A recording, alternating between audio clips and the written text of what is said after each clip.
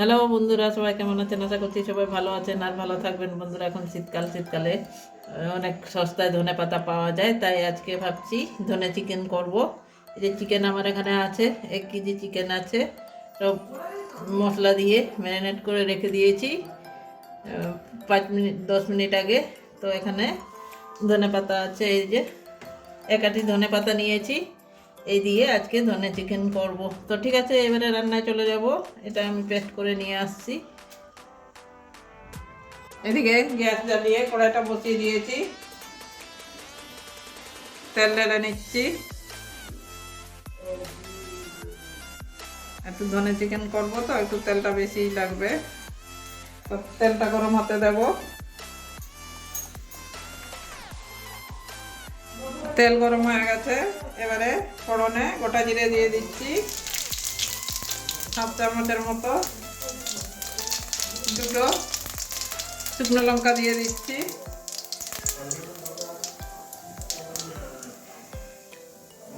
শুকনো লঙ্কা জিরেটা ভেজে নেব, একটা মিষ্টি সুন্দর গন্ধ বেরোবে। এরপরে পেঁয়াজটা দিয়ে দিচ্ছি, কুচনো পেঁয়াজগুলো সব দিয়ে দেবো।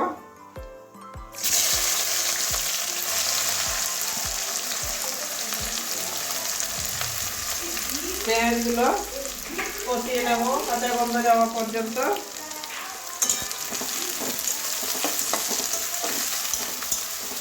পেঁয়াজটা বাদামি কালার পর্যন্ত ভাজবো। একটু নুন দিয়ে দিচ্ছি পেঁয়াজের মধ্যে, পেঁয়াজটা তাহলে তাড়াতাড়ি নরম হয়ে যাবে। পেঁয়াজটা ভাজা হয়ে গেছে আমার। এখানে কাঁচা লঙ্কা, আদা, রসুন সব একসঙ্গে পেস্ট করে নিয়েছি, এটাও দিয়ে দিলাম।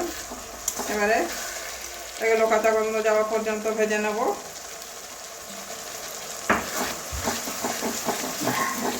এটা কাঁচা গন্ধ যাওয়া পর্যন্ত ভাজতে হবে, ভালো করে কষিয়ে নিতে হবে। এরকম বন্ধুরা, পেঁয়াজ রসুনের কালারটা চেঞ্জ হয়ে গেছে, কষানো হয়ে গেছে, পেঁয়াজ রসুনের কাঁচা গন্ধটা চলে গেছে। এবারে কালারের জন্য কাশ্মীরি লাল লঙ্কার গুঁড়ো দিয়ে দিচ্ছি 1 চামচ।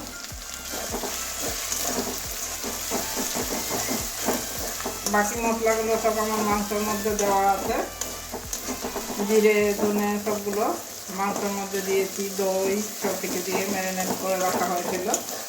এখন খালি এই কয়েকটা মশলা কষিয়ে এবারে জল দিয়ে দেবো। জল দিয়ে মশলাটা ভালো করে কষিয়ে নেব।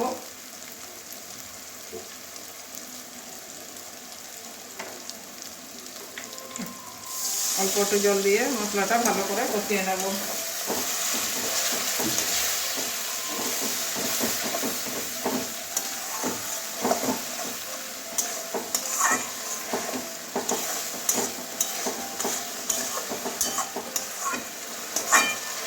এবারে মশলা থেকে তেল ছাড়া অবধি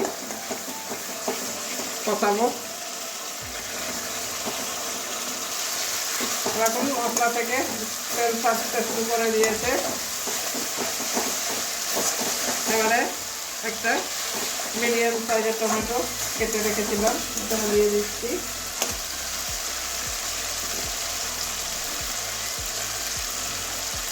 একটু হলুদ দিয়ে দিচ্ছি, মাংসের দেওয়া আছে ওই জন্য অল্প করেই দিলাম।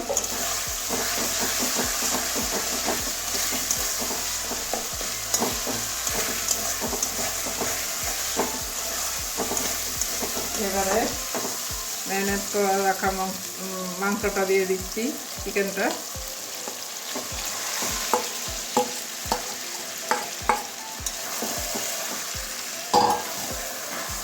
এবারে ভালো করে কষিয়ে নেব।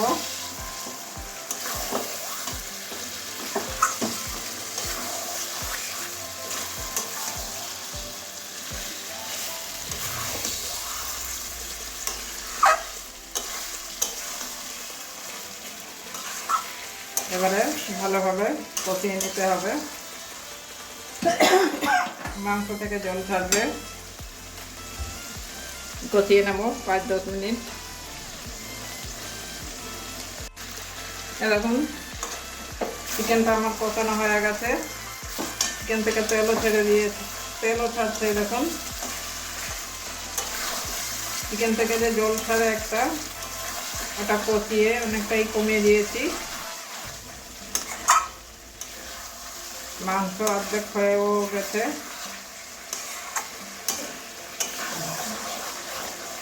টমেটোটা ওই যে গলে গেছে, টমেটো একটু গোটা গোটাই দিয়েছিলাম। তো এবারে পেস্ট করে রাখা ধনেপাতাটা দিয়ে দেবো। এখন ধনেপাতাটা পেস্ট করে নিয়েছি, এবারে ধনেপাতা সব দিয়ে দিচ্ছি।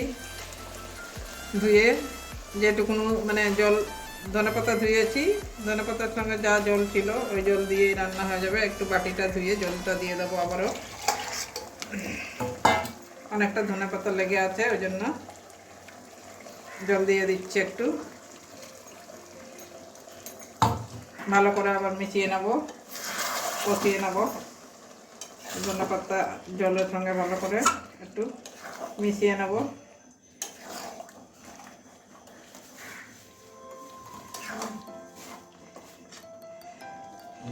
যা বড় বড় কেটে দিয়েছে, সাইড থেকে মশলাই বেরিয়ে যাচ্ছে।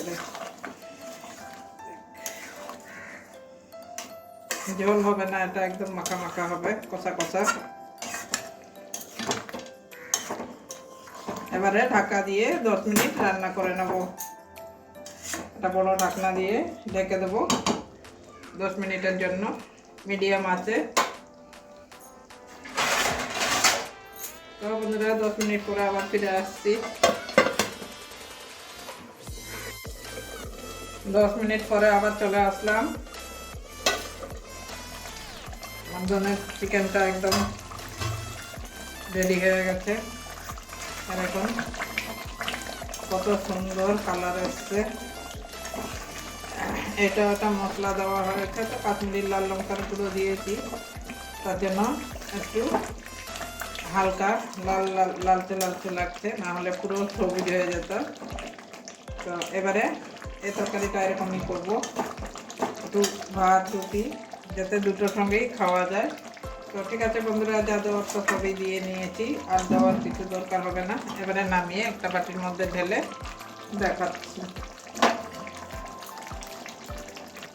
বন্ধুরা। এবারে নামিয়ে নিচ্ছি, একটু ভারী আছে, এক সাইড নাকলা দিয়ে ধরছি আর এক সাইড সারাশি দিয়ে ধরছি। এবারে নামিয়ে নিচ্ছি।